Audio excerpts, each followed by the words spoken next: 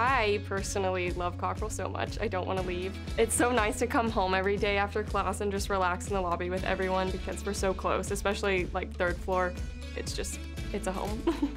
What makes it feel like a second home is just like the very weird and amazing blend that we have of like all of these different people. I mean, I couldn't tell you how many times I just walk up at like 2 in the morning and then I'm just like going into my lobby and there's also like a bunch of other people out there.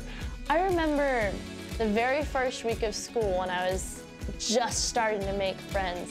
We were all hanging out in the basement because there's like a pool table, there's all these board games and puzzles and video games and stuff. And we didn't go to bed till like 2 a.m. even though we had class the very first day of classes the next day. And I'm still friends with those people. So Commons Council is basically the group within the Commons that is in charge of making sure that everyone is having fun and having a good time. So Commons Council is planning events and making sure that all the students here are feeling welcomed and other things of that sort.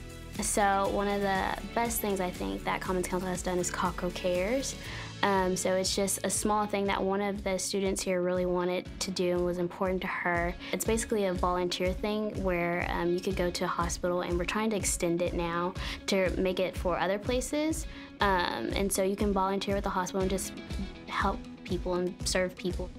A faculty in residence is a full-time SMU faculty member who lives within Cockrell-McIntosh Commons, and they're the intellectual leaders of the community. So whether that's a book club and they're discussing a book, going to see the Russian Ballet in downtown Dallas, the faculty in residence really is there to create a home-like environment and serve as creating those intellectual conversations and starting them and mentoring the students and being able to have those types of conversations with each other. If you need to talk to someone or you want an adult figure in your life and you have your fur and you can go and establish a relationship with them as little or as much as you want, and they're open to it, that's what they're here for. And that's really comforting to know.